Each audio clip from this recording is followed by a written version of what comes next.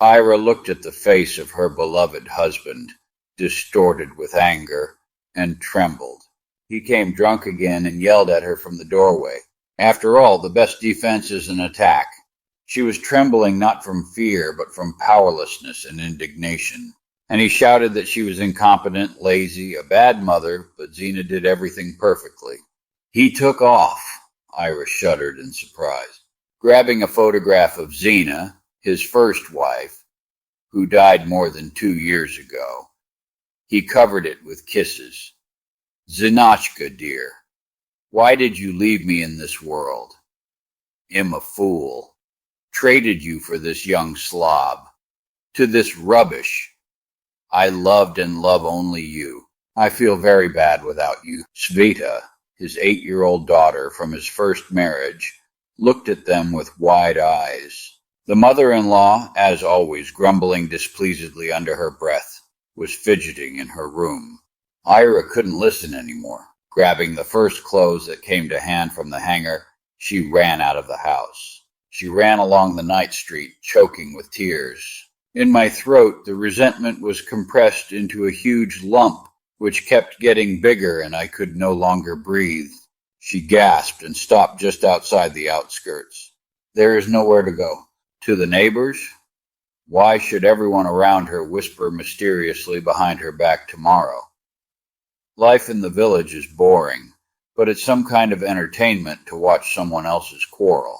And anyway, you have to go home and breastfeed your tiny son. She wanted to howl out loud, but she just cried quietly, thinly, and pitifully. Her legs couldn't hold her up. She was tired during the day, and the fatigue had accumulated recently. So tired. Sleepless nights exhausted her. Sasha is teething, and the nasty, sticky, sluggish days when there is a lot to do, and there is not a minute to rest. But all her efforts were not appreciated, and were spat upon by her husband when he got drunk. Ira loved him, and his words about love for his first wife lashed his wounded soul. Her mother-in-law didn't like her either, and always glanced disapprovingly at Ira. She, however, didn't love Kolya's first wife, Zena, either. To this day, she still calls her lying. The woman sank limply onto the soft snow. She didn't care anymore. It was warm and calm in the snowdrift. The numb body was finally resting, and only in the depths of the subconscious was the thought of a helpless little son knocking weakly. You have to get up and walk, otherwise you might freeze. Somehow she got up and trudged back against her will. And it all started so romantic. As a girl, I went to visit my friend in this village and saw Nikolai at a dance. She was jealous of Zena then, the gray and homely girl who dated him. After graduating from college, together with a friend, I came to teach Russian language and literature at a local school. She didn't even admit to herself that the main motive for distribution to this village was love for Nikolai. A nice, cheerful girl, working for the first year after graduating from college, was liked by her peers, and a smart young man, her classmate, wooed her. But he seemed terribly boring. Nikolai was already 30 years old, a slender, athletic figure, a dark face, a mop of resinous, wavy hair. But most importantly, brown eyes bordered by long eyelashes that seemed to look into the soul. Ira could not resist the magic of these eyes. With age, he matured and became even more attractive. I thought only about Nikolai. Although I rarely saw, the man worked as a mechanic in a garage. She was at school, and their paths almost never crossed. He was married to Zena. Colleagues sometimes discussed the life of this family and pitied his wife, since he often cheated on her with other women. They whispered that Zena hid the bruises from the beatings from people, but did not complain to anyone. Ira always thought that Zena married Nikolai in vain. She should have immediately understood that such a handsome man needs a younger and more developed woman, and not such a gray mouse like Zena.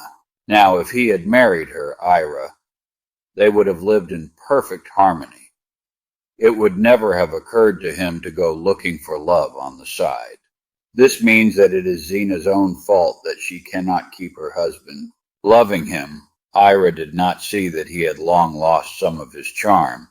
He often drank, and after work, without changing clothes, he wore the same overalls. Zena had a weak heart and was often sick. They said that Nikolai was terribly annoyed by his always unwell wife, and therefore he changed women who stuck to him. She quietly faded away, and her husband, without wasting time, lived for his own pleasure. After the death of his first wife, Zena, Nikolai began to court Ira, who was happy. She liked him for a long time, and she was flattered by the love of an adult man.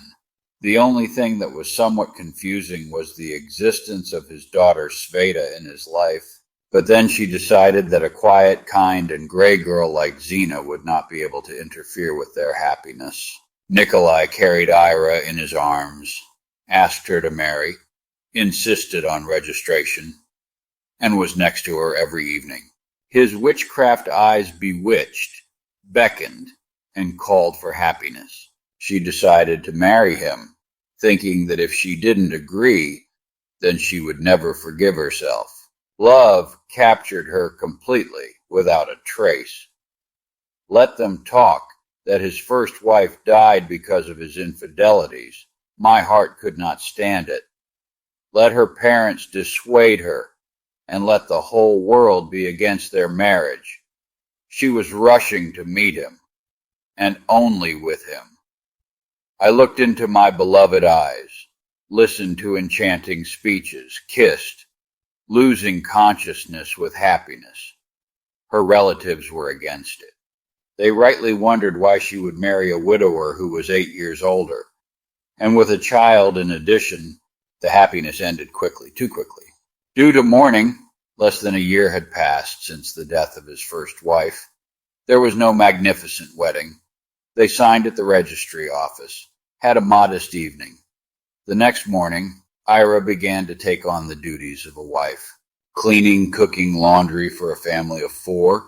On the very first family evening, Nikolai went to play cards with friends for the whole night. This is how he casually explained his absence to her, and showed up in the morning tipsy. She actually lived with her eternally dissatisfied mother-in-law and stepdaughter Sveta, an affectionate and friendly girl. A month later, Ira got tired of this life, and she decided to leave Nikolai. Then it turned out that she was pregnant. He instantly became excited about the anticipation of his son, but she carried out her duties around the house until the birth. After Sasha was born, it got even worse. Her husband realized that she was now attached and would not get away from him. There was always not enough money. It was difficult for a family of 5 to live on just his salary and his mother-in-law's pension, and Nikolai was also an avid card player. I didn't notice because of my heavy thoughts how I got home. This was his home. It never became her home. She just had to live here. She entered the house. No, not home, but simply to the house, as if to an inn. No one even reacted to her appearance. Sveta and Sasha were sleeping.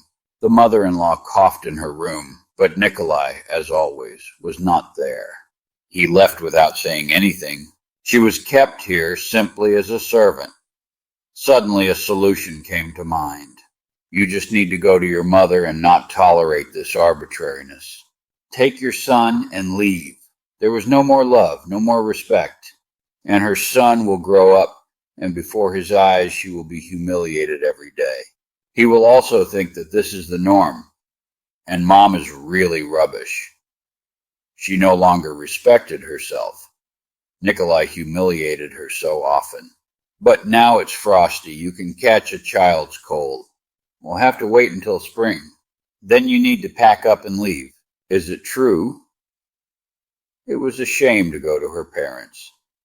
They were against this marriage, and she was warned about difficulties, but she did it her way. But it is better to reproach your parents than to endure such a life. It became easy for her. Now she knew what she would do in the future. From that moment on, I stopped paying attention to my husband's nagging and my mother-in-law's grumbling.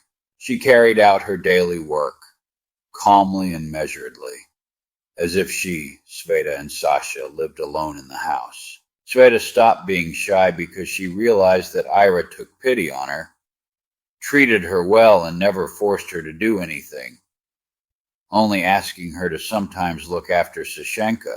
But Sveta herself turned to her, either to teach her how to make dumplings or to sort out her homework, and tried to help her stepmother in everything. Ira sometimes wondered how she could leave this girl she was used to. She even thought that this will betray her. It's already hard for the girl, because she has already experienced the death of her mother. But Ira understood that she could not take Sveta with her. She had a father who could beat Ira if he found out about her intentions. That's why she didn't tell anyone about her plans. Nikolai was terribly irritated by her calmness. If he started nagging about trifles and she didn't react, he got angry. That's how it was today. Then spring came, but it was still cold to go on the road with a tiny sun. True, the opportunity to leave and forget this nightmare supported me and did not allow me to lose heart.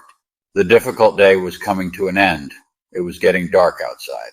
She finished her chores and quietly lay down on the edge of the bed next to her son. At night she woke up as if someone had woken her up. She quietly got up, went into the kitchen, drank some water, turned around and froze. In front of her, flickering and shimmering, ethereal, like smoke, the silhouette of a woman hung in the air. I was so scared that the scream got stuck in my throat. My legs and arms became weak. I heard a voice in my head. Don't be afraid of me. I'm Zina. I'm not your enemy. Thank you for your good attitude towards Sveta. He hurt you and you want to leave? Please don't leave. Without you, Sveta will feel bad for him. I won't be able to calm down. Ira, horrified, whispered barely audibly, I can't live here anymore. I know. I lived like this myself. The silhouette melted into the air. In the evening, after redoing everything, Ira sat down to play with Sasha. They were laughing merrily with Sveta at Sasha's grimaces when her mother-in-law quietly entered the door. She looked at them sideways and announced that she was marrying the neighbor's grandfather. Grandfather came with her as a porter. They immediately took away the quickly collected things. Grandma was in such a hurry that she didn't even say goodbye to her grandchildren. But when Nikolai, who came home from work, fetched water from the well, did not go anywhere after dinner, but took Sasha in his arms and helped Sveta solve a math problem, Ira thought, why such changes? Now, if only he were always kind and calm. She went out into the corridor, did not have time to turn on the light, and again a familiar silhouette appeared before her eyes. Is it better today? Promise me that you will live with them until Sveta finishes school, and then do what is right for you and your children, Ira smiled. Thank you. I promise. Nikolai, after that day, tried 2 more times after getting drunk to mock Ira. But then every time it suddenly became like silk. He came drunk and fell asleep. 10 years have passed. Sveta graduated from school. I left and went to college. Sasha was going to 3rd grade. And suddenly, before the 1st of September, Nikolai appeared drunker than wine. Now I'll show you, bitch. Finally, I'm free. Svetka left, and she said that while my daughter is here, I shouldn't dare touch you. I probably have a squirrel. But as soon as I drunkenly take aim at you or Svetka, Zinka's ghost appears to me and drives me to drown myself in the lake. At night, I was always scared. Now Svetka is not here, and that means I am free. I can do what I want. Ira somehow managed to escape from him. I didn't tempt fate.